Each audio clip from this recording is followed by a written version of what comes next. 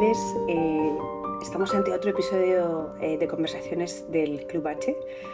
Y la verdad es que hoy tengo la suerte de poder hablar con Lourdes Reizábal, que es la patrona fundadora y presidenta de la Fundación Raíces, que a mí me parece un proyecto pues extraordinario, la verdad, y que merece mucho la pena ser conocido. Así que muchísimas gracias, Lourdes, por estar aquí. Gracias a ti, María. Lourdes, ¿nos puedes contar un poco cómo surge la Fundación Raíces y a quién va dirigida? Pues Fundación Raíces surgió en el año 96, fruto del descubrimiento que hicimos mi madre y yo. Yo entonces era muy jovencita, estaba estudiando la carrera de psicología, acababa de empezar. Y fue, bueno, pues yo había sido siempre una niña bastante inquieta, buscando y preguntándome desde muy pequeña, ¿no? Un poco, bueno, esa pregunta que era tan, o sea, que en la edad adulta, ¿no? Tantas personas se hacen, y que yo me hice eso con 10 años, y era cuál era el propósito de mi vida, qué quiero hacer con mi vida, ¿no? ¿Para qué estamos aquí? ¿Qué hemos venido a hacer? Y nada, y entonces, bueno, yo probablemente pues por pertenecer a una familia, ¿no? En la que por un lado había tenido todo tipo de facilidades y de oportunidades, estaba teniendo o sea, desde niña, ¿no? Pero por otro lado me había tocado vivir la muerte de mi padre conmigo a esa edad. Bueno, pues todo eso me impactó mucho, me revolvió mucho. Y enseguida me puse a pensar, ¿no? Que había otra gente que lo estaba pasando seguro, igual de mal o peor que esa niña, que era yo, y que seguro además tenían que atravesar todas y transitar, ¿no? Por todas esas dificultades sin ese apoyo, ¿no? Familiar que obviamente yo tenía, sin familia, sin oportunidades y recursos suficientes, ¿no? Pues para algo tan sencillo como para, por ejemplo, que tu madre te pueda llevar a un psicólogo, ¿no? Para poder, pues eso, ¿no? Superar ese duelo, ¿no? Entonces, bueno, enseguida empecé a pensar en los que lo estaban pasando peor, y con 18 años o así me quise ir a la India. Quería conocer a la Madre Teresa de Calcuta, quería ver qué estaba ocurriendo en la India. Bueno, estuve allí, me volví, mi madre empezó a estudiar la carrera, mi madre vio que lo mismo me iba fuera de España y me iba a una misión y tal, y ella, bueno, ella era la prima de Enrique de Castro, un cura conocido como, aunque a él no le gustaba, como el cura rojo de Vallecas. Y, y nada, y entonces pues me dijo, mira Lourdes, aquí se puede hacer mucho, en Madrid hay mucho que hacer. Un primo mío está en una parroquia en la que se necesitan muchas manos y mucho apoyo, ¿no? Y está en ese lado de la sociedad que está tantas veces invisibilizado. Y allí que nos fuimos mi madre y yo, y empezamos ahí a hacer un descubrimiento personal que fue lo que nos llevó a crear la fundación. En un principio solo con la idea de canalizar ayudas y fondos para apoyar lo que se estaba haciendo en aquella parroquia. Enrique, las Madres Unidas contra la Droga, los Traperos de Maús, eran distintas asociaciones, ¿no? Colectivos que habían ido surgiendo en el barrio de Entrevías, en Vallecas, y que, bueno, la coordinadora de barrios de Madrid, y estaban haciendo un trabajo increíble defendiendo los derechos y posicionándose claramente, ¿no? Del lado de las personas en mayor situación de vulnerabilidad entonces en Madrid. Y a eso empezamos a dedicar, ¿no? A destinar los fondos de la fundación. Pero es que muy prontito empezamos a descubrir otras realidades que nos fueron implicando más, ¿no? A nivel ya más personal a nosotras. Enrique, yo siempre digo que Enrique y aquel equipo, pero sobre todo Enrique, se dedicaba a poner guindillas eh, para que la gente despertara, ¿no? Y sin duda a mi madre y a mí nos despertó Enrique, y nos despertaron todas las personas que estaban allí, ¿no? Nos despertaron aquellos chavales que estaban pues con muchos problemas o sea, como consecuencia del consumo, ¿no? De drogas. Entonces era la heroína con problemas, por supuesto, con asuntos penales, presos, expresos, teniéndose que enfrentar, ¿no?, a volver a una sociedad que no estaba dispuesta a acogerles, las madres luchadoras, ¿no?, de todos esos chavales que iban cayendo por la droga, no sé, el colectivo gitano, por ejemplo, ¿no?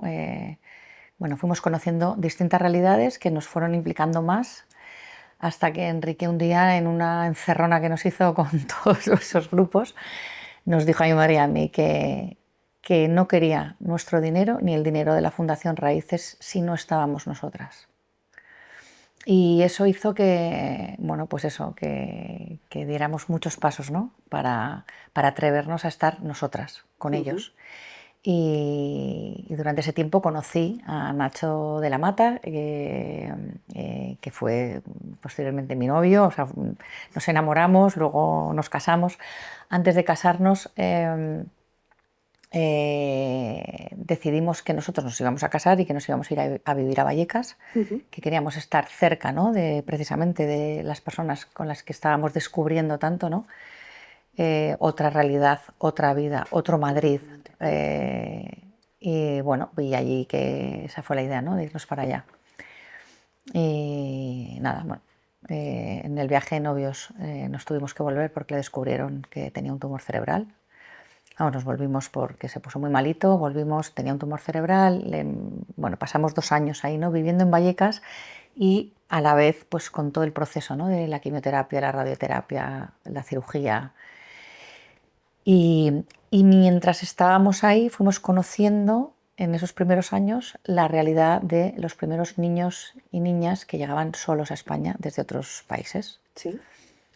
Esos niños y niñas migrantes no acompañados que llegan sin protección familiar a España.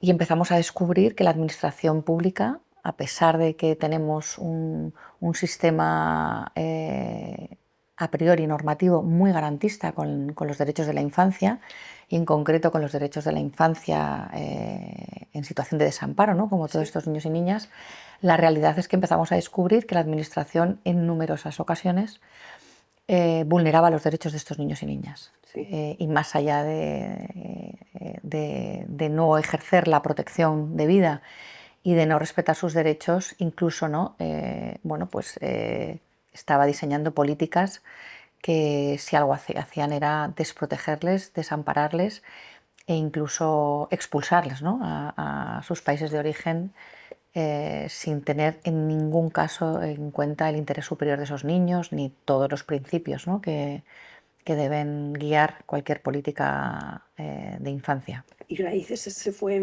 enfocando, digamos, Así es. hacia Hacia ayudar a estos menores inmigrantes Sí. en estado... No solo, o sea, la realidad es que, porque cuando conocemos a estos niños, nosotros ya estamos muy metidas en todo lo que estaba haciendo la coordinadora, la parroquia de Entrevías, y hasta ese momento prácticamente todas las personas que se atendían eran personas nacionales, o sea, que vivían en Madrid, residentes en Madrid.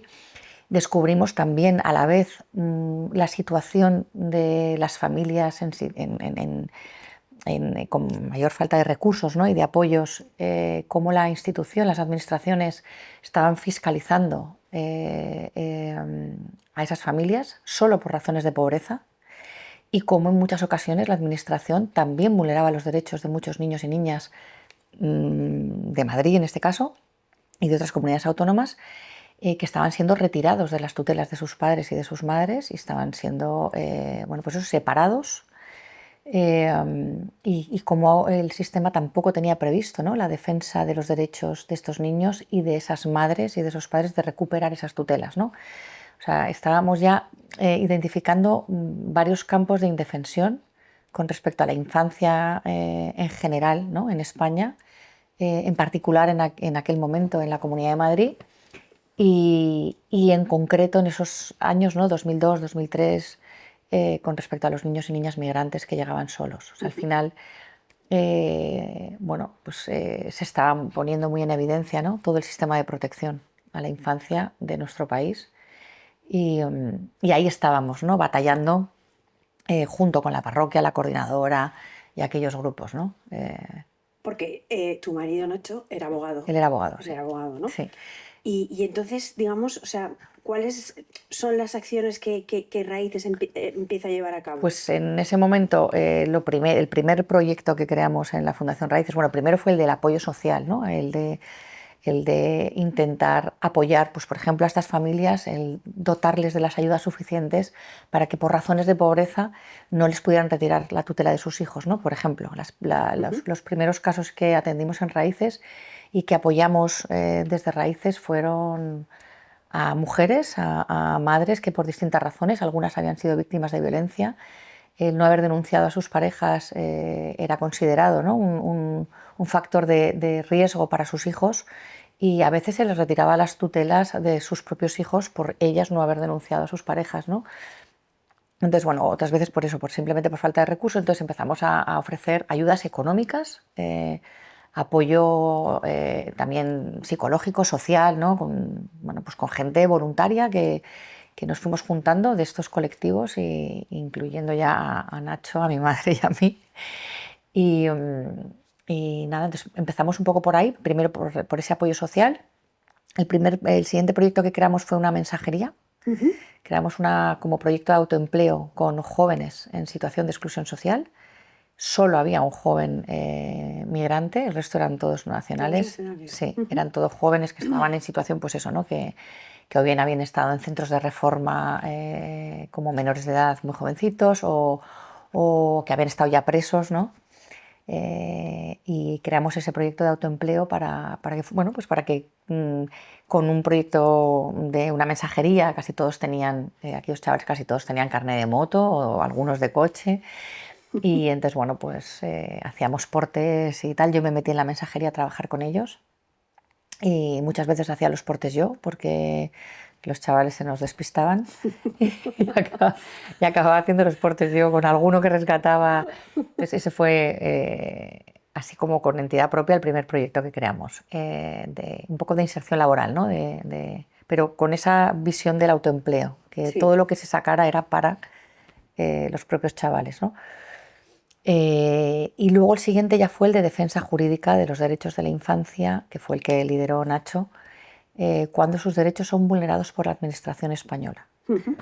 Y hicimos ese proyecto porque o sea, porque decidimos que la Fundación íbamos a ir intentando dar respuestas muy concretas a las necesidades reales que identificábamos en estos niños y niñas y en estos jóvenes, y que viéramos que no estaba cubriendo nadie, ¿no? Que Claro, porque no. estaban muy poco atendidas, ¿no? Sí. Seguro, vamos, o sea, ya Entonces, asistencia jurídica, digamos, ¿no? sí, o sea, nosotros, y esto no puedo decir que casi siga igual 25 años más tarde, pero casi.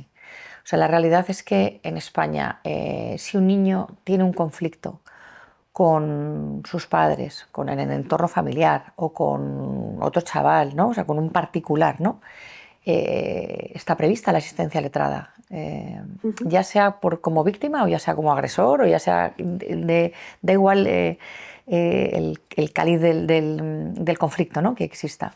Pero si un niño tiene un conflicto con la administración pública, si quien vulnera los derechos de un niño o una niña en nuestro país es la administración pública, no hay turno de oficio legal, no hay, la asistencia jurídica no está garantizada.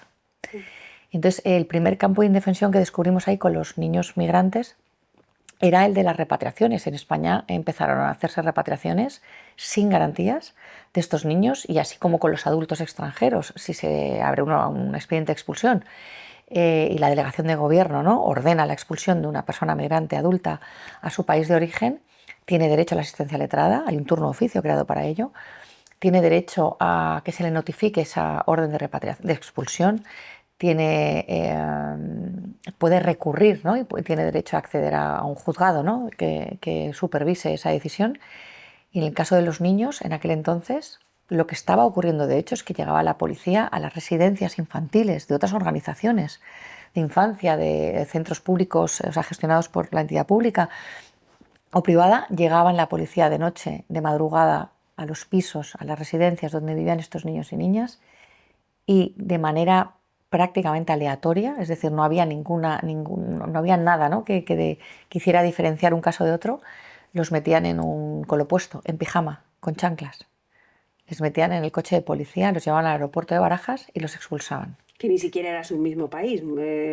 Normalmente sí al mismo país, pero a 600 kilómetros de sus ciudades, por ejemplo. Niños que sus familias estaban en Tánger y fueron repatriados a Casablanca, por ejemplo, ¿no? Y esto se hacía sin notificarles esa orden de repatriación, sin asistencia letrada y sin que nadie se pusiera en contacto con sus familias para saber si ese niño podía ser o no reagrupado, ¿no?, con su familia. Bueno, todo eso, cuando empezamos a descubrir aquello, bueno, pues para Nacho, que él había estudiado y había opositado a abogado del Estado y que había decidido dejarlo para trabajar en un despacho, de pronto empezar a descubrir esta realidad y ver lo que estaba haciendo el Estado español con la infancia en situación de mayor vulnerabilidad que hay en nuestro país, porque son niños, porque son migrantes y porque están solos. Bueno, para él fue como un revulsivo, ¿no? y un acicate para decidir buscar, ¿no?, en la ley qué podía haber para defender a estos niños. Y como era un gran estudioso y gran lector, pues tardó 3 años. Mientras tanto se llevaban a esos niños y niñas de ciudades como Madrid y Barcelona. Nosotros llegamos a documentar más de 250 repatriaciones que se hicieron de esa manera. Y al final, en el año 2006, consiguió paralizar una de estas repatriaciones, consiguió abrir una vía, ¿no?, jurídica. Bueno, y aquel caso culminó en el año 2008, en diciembre del 2008, en una sentencia en el Tribunal Constitucional Ni más ni menos. que reconocía el que el Estado español, o sea, condenaba al Estado español por haber vulnerado el derecho a la tutela judicial efectiva de aquel niño, de Bobby, que era como se llamaba aquel niño, y prohibía, ¿no?, el que se pudieran hacer repatriaciones sin garantías desde nuestro país. Eso cambió la ley de extranjería. Entonces, bueno, ese fue un proyecto, ¿no?, que empezó en el año 2002-2003 y que continúa a día de hoy. Y en todos esos años, ¿no?, bueno, pues fueron ocurriendo muchas cosas, ¿no? Empezamos también a convivir con estos niños. O sea, cada vez que se llevaban a uno de estos niños al avión, el compañero de habitación de ese niño, que sabía que podía ser el siguiente en ser repatriado, pues se escapaba a la calle, ¿no? Entonces empezamos a conocer a los primeros niños migrantes no acompañados viviendo en la calle. Los niños empezaron a descubrir que era para ellos un espacio más seguro la calle en Madrid que los centros y las residencias. O sea, la calle, que los centros y las residencias donde estaban viviendo. Sí, porque ellos ahí no se sentían seguros porque no sabían si iban a ser el jueves siguiente. Sí, podía venir la policía. Podía llegar la policía, claro, y repatriarse igual que habían hecho con su compañero, ¿no?, de habitación. Y entonces, bueno, pues a esos niños que estaban viviendo en la calle, algunos de esos niños, bueno, pues empezamos a acogerlos en nuestra propia casa. Claro, al mismo tiempo que también van llegando, digamos, más niños, ¿no? Entonces Sí. ahí Fundación Raíces también, digamos, aparte de lo que es la asistencia jurídica, que es importantísima, y ese, digamos, logro que tenéis, ¿no?, Sí. con esa sentencia y con el cambio de la regulación, además también empezáis a hacer más cosas, digamos, de cara a capacitar también a esos niños, ¿no? Durante esos primeros años, fueron muchos años, realmente fue la defensa jurídica, y bueno, y el acompañamiento, abrir nuestras casas. Sí, el estar en tu casa. Porque no eran solo nuestra casa, era la casa de Luis y Teresa, una pareja que trabajadora social y psicólogo, que también estaban ya en la fundación y que ya llevaban muchos años antes que nosotros acogiendo a niños tutelados por la Comunidad de Madrid o no tutelados. Por supuesto la casa de Enrique de Castro, ¿no?, que también estaba abierta a estos chavales. Bueno, mucha otra gente, ¿no?, que decidió voluntariamente abrir las puertas de sus casas y acoger a estos niños, y la convivencia con ellos fue la que realmente, para empezar, nos dio las herramientas para saber cómo se estaba ejecutando ese procedimiento. Claro, para conocerlo desde dentro, claro, perfectamente, ¿no?, realmente cómo ocurría, qué ocurría, y poder ganar en los tribunales. Luego también empezamos a trabajar muchísimo con unas personas que estaban al otro lado, al otro lado del estrecho, que estaban en Marruecos. Una mujer antropóloga española, sevillana, que vivía allí en Tánger y que ya estaba descubriendo lo que estaba pasando, ¿no?, con estos niños que estaban volviendo y que estaban convirtiéndose en niños de la calle en el puerto de Tánger.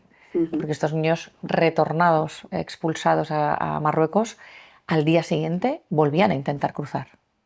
De hecho, muchos de ellos volvieron a cruzar y algunos de ellos vivieron en casa una vez que habían sido repatriados y que lo único que nos dijeron al volver a España fue: a un centro no voy a volver. Y Wow. ante dejar a esos niños en la calle, ¿no?, en situación de absoluto desamparo, Desamparo.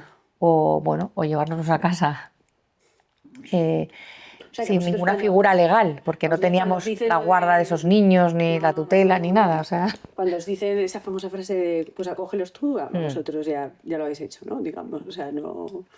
sí, hemos tenido la suerte de haberlo hecho. Que... Sí, para Nacho y para mí, sin ninguna duda. Eh, yo creo que de las...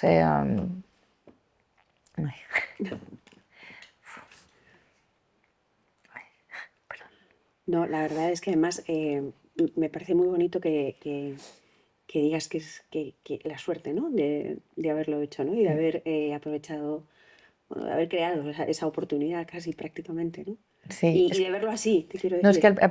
de verdad que parece que es algo como muy, muy teórico, ¿no? Pero no lo es. No, Es que no. no lo es. Es cierto que cuando das el primer paso de hacer algo así, sí lo haces desde ahí, pensando: ay, les voy a ofrecer una oportunidad a estos pobres niños. Pero la realidad, de verdad, la realidad es que a mí me lo han enseñado todo, todo, todo. O sea, no solo, por supuesto, saber cómo funciona el sistema, la administración, qué está pasando, no, son unos chavales que han sufrido tanto, han vivido tanto a una edad tan corta, han sido tan valientes, son tan valientes, tienen tan claro qué es lo importante en la vida, que es que no, o sea, estar con ellos y vivir con ellos, ¿no? No es todo un aprendizaje constante y una manera de conocerte, ¿no? Y de desmontarte tantas cosas que hemos construido que nada tiene que ver con la vida de la gente. Que, que para mí es que de verdad que ha sido toda una riqueza. Y además, yo me veo, por ejemplo, ¿no?, estos chavales han convivido y nosotros además fuimos teniendo también nuestras propias hijas. Y han podido convivir. Me quedé embarazada de mi primera hija y nació en el 2004, o sea, antes de parar ese avión. O sea, mientras los chavales vivían en casa, yo me quedé embarazada de Daniela. Y Daniela nació a una casa donde vivían 3 niños marroquíes que estaban en la calle y que habían pasado a vivir a casa, ¿no? Entonces, claro, ¿cómo ha construido mi hija Daniela y después Martina y después Adriana eh, su pensamiento, ¿no? Y cómo ha crecido habiendo convivido con ellos desde el minuto uno? Es que mis hijas no existen esos prejuicios, es que no, ellas nunca se cruzarían de acera, nunca se cruzarían de acera por ver a un chaval, ¿no?, con pinta de, bueno, como esa imagen, ¿no?, que nos ponen tantas veces, ¿no? Han vivido con ellos, han sido ellos los que, cuando por ejemplo Nacho se puso muy malito ya y falleció en el 2012, ¿no? Mis hijas eran muy pequeñas, la pequeña tenía 2 años, la mediana 4 y la mayor 8 cuando murió Nacho en el 2012. Y todo ese último año, que fue un año durísimo para mí y para mis hijas, si alguien nos ayudó, fue uno de esos chavales que vivió en casa muchos años, más de 8 años vivió en casa. A mí me ayudaba a buscar a las niñas al cole, a jugar con ellas cuando había momentos en los que yo tal, o sea, compartimos todo, venía al hospital conmigo y yo que no era capaz Sí, de eso es... cerrar los ojos, ¿no? Porque estaba ahí vigilando, ¿no? Bueno, pues eso, cuidando a Nacho, él venía y me decía: Lourdes, duérmete, venga, no tengas miedo, que yo me quedo despierto, que yo le vigilo, cierra los ojos y duerme un rato. La verdad es que, la verdad es que la historia es impresionante, ¿no? Y realmente, a mí por lo menos, que no es la primera vez que te escucho, pero que sí, que por eso quería que más gente conociera la historia, tu historia y la historia de Raíces. Me hace pensar mucho sobre que vivimos con mucho miedo, ¿no? Y que realmente estamos además en un momento en el que el mensaje del miedo está ganando mucha fuerza, ¿no? Entonces yo creo que por eso es muy importante Mm. escuchar testimonios como este, que no solamente escuchar testimonios de miedo, testimonios de amenazas, testimonios de que parece que no sabes que estamos cercados, y ese mensaje constante que parece que no, pero luego va Sí, calando, sí. va calando, va calando, porque luego pues se escogen determinadas historias que siempre van a pasar, por otra parte, pero que van a pasar con gente de aquí Ujú. también, Sí, o sí. sea, te quiero decir, y por eso me parece tan importante. Así que muchas gracias, Lourdes. Pero bueno, el caso es que digamos que no todo se terminó en ese No, no, momento, no, no. sino que digamos Seguimos, sí. que la fundación Sí. sigue haciendo cosas a pesar de ya haber conseguido con Nacho pues un montón de hitos súper importantes, Sí. ¿no? ¿Nos puedes contar luego un Sí. poco más cómo fue Cuando, evolucionando sí. Raíces? Cuando se pararon esas repatriaciones en el año 2009, la siguiente vulneración de derechos que comenzó a hacer la administración contra estos niños y niñas fue el dejarlos al salir de los sistemas de protección, al cumplir los 18 años. Cuando salen del centro, Cuando digamos, ¿no? salen si ya no se los llevaban, Ujú. ya los niños se quedaban hasta que cumplían 18 años, pero cuando cumplían 18 años, a pesar de que también en eso la ley de extranjería decía que cualquier niño o niña tutelado por la administración es regular a todos los efectos, es decir, no podemos hablar de niños y niñas ilegales en situación ilegal, eso nunca ha existido jurídicamente, digo desde esa época. La realidad es que a muchos de estos niños y niñas, las administraciones públicas, las entidades de tutela, las comunidades autónomas, no tramitaban la documentación de estos niños y niñas. Y por tanto cumplían 18 años y el día de su cumpleaños los dejaban en la calle sin permiso de residencia y por supuesto sin permiso para trabajar. Sin permiso de trabajo tampoco, ¿no? Ahí también estuvimos batallando mucho, llevamos muchos casos a los tribunales y también Nacho y otros abogadas y abogados, ya en Raíces, con un equipo de abogados con Nacho, consiguieron también muchas sentencias que les concedían, ¿no?, esos permisos de residencia a estos niños y niñas ya con los 18 años cumplidos. Uh-huh. Pero aún así había muchos de estos jóvenes que en el mejor de los casos salían con el permiso de residencia, pero en aquel entonces no con permiso de trabajo.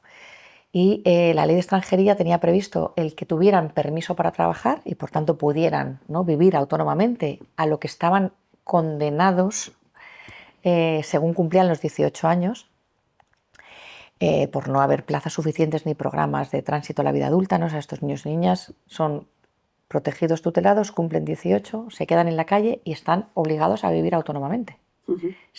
Y no tienen apoyos familiares. De repente están así, ¿no? Sí. Entonces, en aquel entonces, la ley de extranjería tenía previsto que pudieran trabajar, que pudieran tener permiso para trabajar, pero tenían que conseguir previamente un contrato de trabajo a jornada completa de duración de un año, presentarlo a la delegación de gobierno y esperar en ciudades como Madrid, a veces hasta 8 meses, un año, a que les concediera la administración el permiso para trabajar y por tanto se pudieran incorporar al puesto de trabajo de esa empresa que le había ofrecido el contrato. Hace 8 meses, Sí. en algunos casos. Y entonces, bueno, pues ahí empezamos gracias a una periodista, Cristina Yolons, es periodista de La Vanguardia. Ella había sido siempre una mujer con mucha inquietud social, pero en aquel momento era periodista gastronómica de La Vanguardia y había querido hacer un reportaje sobre la situación de estos niños y niñas en toda España y qué pasaba con estos niños y niñas al cumplir los 18 años. Entonces se puso en contacto con nosotros. A Nacho, el Consejo de la Abogacía le acababa de dar un premio por la defensa de los derechos de estos niños. Bueno, entonces ella nos conoció un poco, ¿no?, por ese premio. Y entonces nada, hablamos con ella y ella nos dijo: yo quiero hacer un reportaje sobre estos chavales y tal. Y le contamos lo que estaba pasando, esto que os estoy contando. Y entonces ella dijo: bueno, yo quiero entrevistar a algún chaval de estos, tal. Y dijimos: pues mira, hay un caso ahora mismo en San Sebastián, si quieres ir a San Sebastián, un caso que estábamos asesorando desde Fundación Raíces a otra organización allí para ver cómo podían hacer con los papeles del chaval. Dije, entrevístale y luego sigues tu viaje, llegas a Madrid, nos entrevistas a nosotros, conseguimos que algún chaval también le puedas entrevistar y tal. Y entonces conoció a aquel chaval, a Hussein, un chico de Rabat, que había vivido en San Sebastián 3 años, tutelado por la Diputación de Guipúzcoa allí. Y este chaval le contó eso, que había cumplido 18 años, que se había quedado en la calle. Y, y entonces Cristina, y el chaval le dijo, o sea, Cristina le dijo, ¿cómo te puedo ayudar? Y él le dijo, pues con un contrato de trabajo. Y entonces Cristina nos llamó, nos dijo, oye, este chaval me dice que con un contrato de trabajo él consigue los papeles. ¿Esto es así? Le dijimos, sí, sí, esto es así. Dice, vale, pues si yo consigo un contrato de trabajo, ¿me ayudáis vosotros a Nacho y a mí? Le dijimos, claro, lo estamos haciendo todos los días. Y entonces nada, nos devolvió la llamada y nos dijo, ya está, he conseguido un contrato de trabajo, he hablado con Susana y Andoni en Mugaritz y Ni más ni menos. me han dicho que ahora mismo le van a hacer un contrato, que le llevemos para allá. El chaval estaba viviendo en la calle, llevaba días viviendo en la calle en San Sebastián. Y ese mismo día el chaval fue acompañado por esta periodista a Mugaritz. En Mugaritz le alojaron, donde alojaban a estudiantes que le venían, ¿no?, del mundo entero a Andoni a formarse con él, ¿no? Y dijeron, y ya veremos en qué quiere trabajar, le haremos el contrato y tal. Y así fue. Llegó a ser un gran profesional de la sala de Mugaritz. Y bueno, le hicieron el contrato, le ayudamos con los papeles. Cristina llegó a Madrid, nos conocimos y entonces, bueno, pues ella vino a la fundación y vio que en el local nuestro pues había un montón de chavales como Hussein, el que había conocido, esperando una oportunidad laboral en esa situación, ¿no?, de estar en situación de abandono después de haber estado tutelados. Y ese mismo día creamos Cocina Conciencia. ¿Y qué es Cocina Conciencia? Pues Cocina Conciencia es lo que hizo Andoni, lo que hicimos aquella vez. Cocina Conciencia es un proyecto de inserción laboral que trata de resolver ese problema, ¿no?, del paso a la vida adulta, de esa transición, ¿no?, a la vida adulta de estos niños y niñas tutelados por la administración.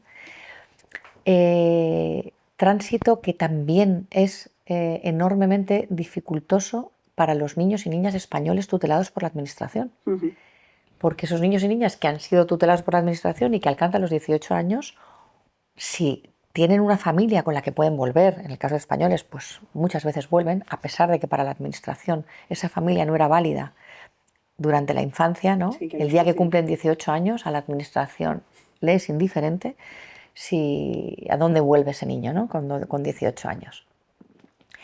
Y eso es un tránsito en el que, como se tienen que enfrentar a vivir autónomamente, la mayoría de los chavales no tienen formación, no tienen experiencia laboral previa, necesitan una primera oportunidad laboral, y eso es Cocina Conciencia.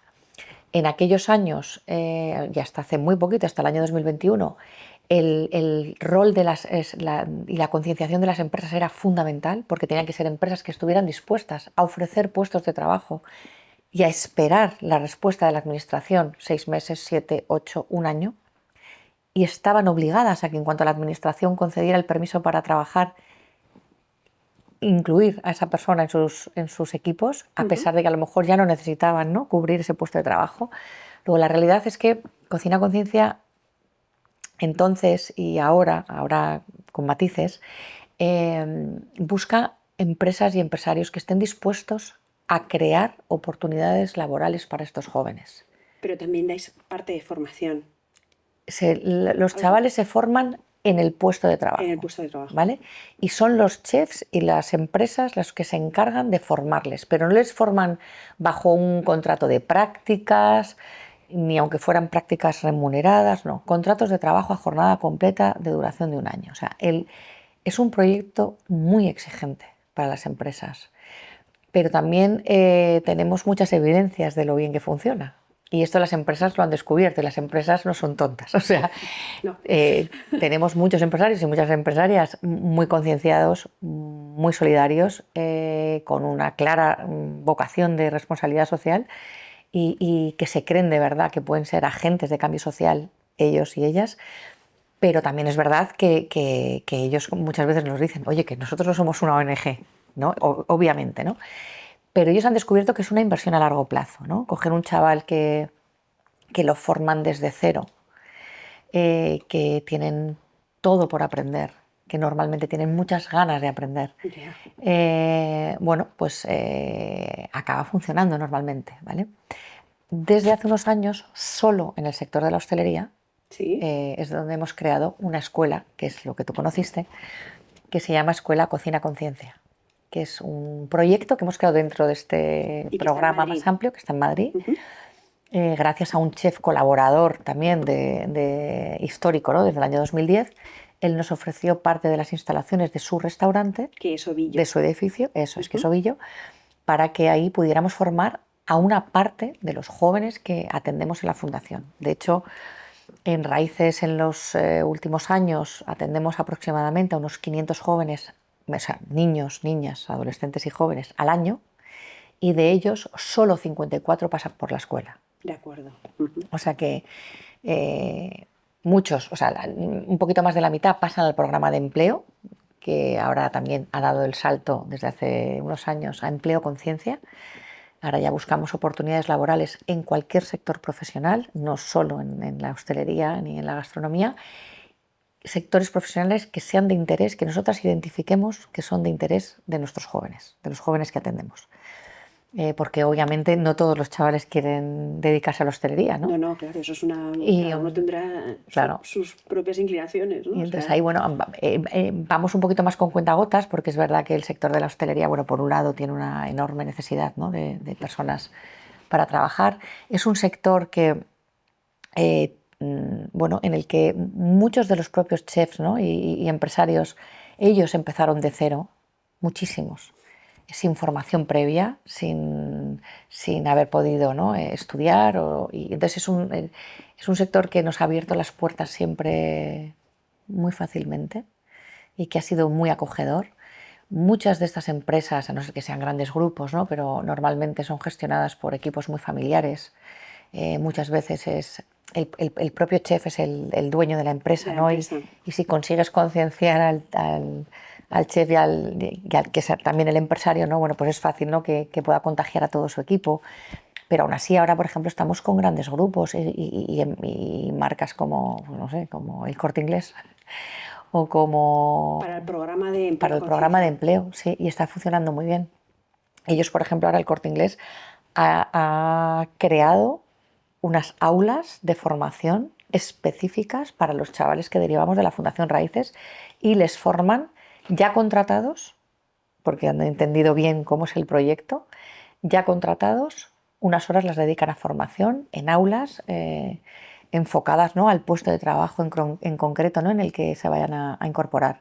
Que este es el proyecto que ha sido seleccionado por el gobierno como un proyecto de innovación social y desde entonces cambió a Empleo Conciencia, ¿no? Eso es. Eso es. Que entiendo que en ese caso vuestra experiencia es como una especie, como sirve como de un, digamos, para enseñar, digamos, este ejemplo a otras posibles iniciativas. Sí. Es como un, digamos, trataros como un proyecto Sí, piloto sí, para sacar de ahí aprendizaje eso y es, todo eso. eso es. De hecho, hemos sido un proyecto piloto durante 3 años. Y Lourdes, ¿cuáles son vuestros siguientes planes? Aunque ya habéis hecho un montón de cosas. Pues es que O por dónde, no sé si, o sí, sea, entiendo que queréis continuar con esto, pero no sé si sí, tenéis, sí, sí, sí. digamos, nuevas ideas o nuevas líneas. Sí, uno de los grandes hallazgos que hemos encontrado en estos 3 años que hemos estado, ¿no? en esta, como proyecto piloto, en esta estrategia de desinstitucionalización que se está llevando a cabo a nivel europeo, ¿no? y que España ha canalizado en el asunto de los servicios sociales a través de estos proyectos piloto, ¿no? Nosotros hemos sido una de las 20 entidades elegidas para desarrollar esto. Una de las grandes evidencias que tenemos ahora y de los hallazgos ha sido que era una cosa que Raíces llevábamos mucho tiempo queriendo hacer esto y no habíamos podido hacerlo. Y gracias a que la ciudad autónoma de Ceuta nos abrió las puertas de su sistema de protección a la infancia, hemos podido, ¿no? probar durante estos 3 años algo que es un poco de perogrullo, la verdad, pero que, bueno, pues es lo que tiene, ¿no? el hacer una investigación aplicada a tu intervención, ¿no? Nosotros llevábamos muchos años viendo que no tiene sentido que la administración pública tutele y ampare a estos niños hasta los 18 años y el día que cumplen 18 años los deje en la calle. Y que entonces aparezcamos las organizaciones de infancia como la nuestra y tantas otras, a intentar revertir el daño que la administración ha generado, dejando en situación de abandono y de exclusión social a todos estos chavales al cumplir 18 años. Entonces nosotros le propusimos a la Ciudad Autónoma de Ceuta que nos dejara conocer a los chavales que tenían, a los niños, ¿no?, y niñas que ellos tenían tutelados en Ceuta antes de que cumplieran los 18 Antes años. de cumplir los 18. Y que nos dejaran diseñar itinerarios con ellos y con ellas, adaptados a sus intereses y a sus motivaciones, no solo en el sector profesional, sino en el lugar donde ellos querían ir a vivir. Los niños y niñas que están tutelados en Ceuta, como muchísimos de los que están tutelados en Canarias, obviamente no se quieren quedar ahí, quieren pasar a la península, quieren ir a Europa, y para ellos vivir, ¿no?, en lugares que geográficamente, ¿no?, están situados donde están situados, sobre todo Ceuta y Melilla, por ejemplo, ¿no?, para ellos es seguir viviendo en África y es no haber cruzado, ¿no?, a Europa. Entonces estás con los itinerarios, Sí. Entonces los niños, bueno, pues trabajáis con esos niños. Hemos podido acompañar en estos 3 años a 90 niños y niñas que nosotras hemos acompañado literalmente, físicamente, desde Ceuta a la península, habiendo diseñado previamente con ellos y con ellas el lugar de residencia donde querían ir a vivir, a qué ciudad, comunidad autónoma, pueblo querían ir a vivir. Muchos de estos niños y niñas es verdad que no tienen a nadie en España, pero algunos tienen un hermano mayor en Bilbao. Claro. O tienen un primo o un vecino de su barrio, ¿no?, de su país de origen, en Segovia o en Asturias, en Oviedo o lo que sea, ¿no? Entonces hemos ido buscando dónde querían vivir, qué oficio querían aprender, de qué querían trabajar, si preferían el campo o la ciudad, y hemos ido buscando las empresas y acompañando, esto lo hace de siempre el proyecto Cocina Conciencia y por supuesto Empleo Conciencia, buscando el alojamiento, y Raíces se encarga de cubrir todos los gastos de ese chaval hasta que es incorporado al puesto de trabajo. Y como desde que se incorpora al puesto de trabajo está contratado, en el primer mes él ya recibe su salario y se puede hacer cargo de sus gastos, ¿no?, y independizarse económicamente en este caso de Fundación Raíces, ¿vale? Pero no, obviamente, ¿no?, del trabajo de acompañamiento y de seguimiento, ¿no?, que hacemos y de apoyo durante al menos el primer año. Entonces nosotros nos ocupamos de apoyar esa inserción laboral a ese chaval y a la empresa durante el primer año.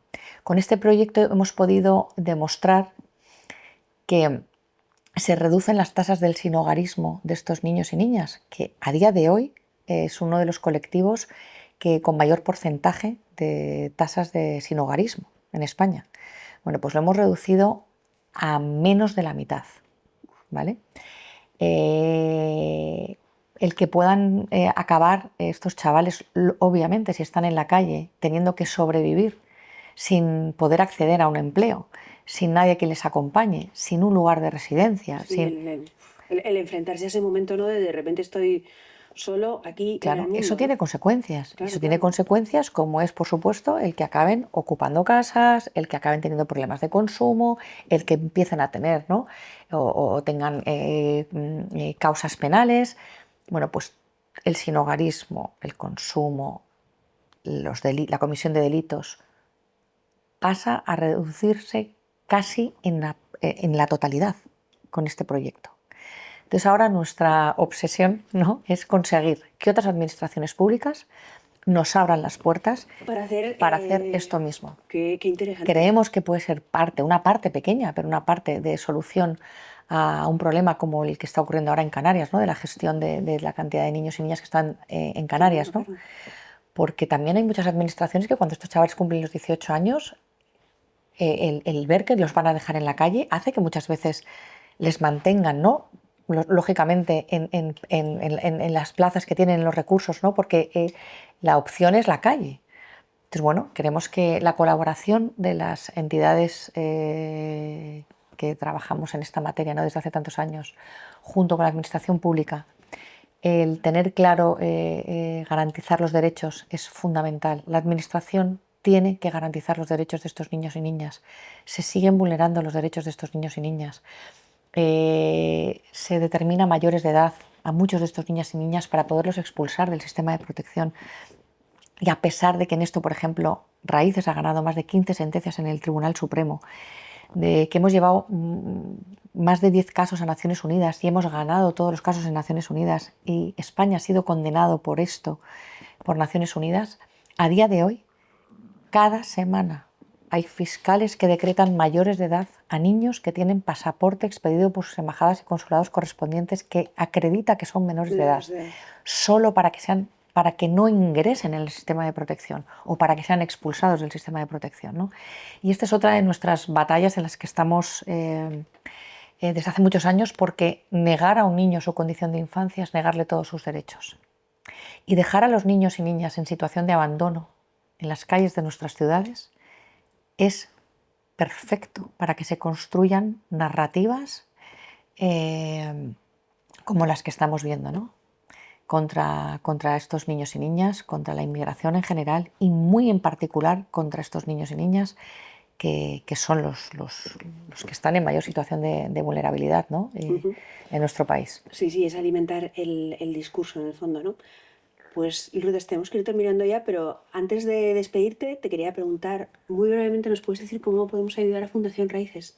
Sí, lo tengo clarísimo. Pues adelante. Porque ahora mismo tenemos un problema muy serio con eso y es ayudándonos a financiar la atención directa de Fundación Raíces. Somos una organización que dedicamos más del 90% de nuestros ingresos a atender a la atención directa. Solo un 2% está dedicado a la captación de fondos y no llega al 5%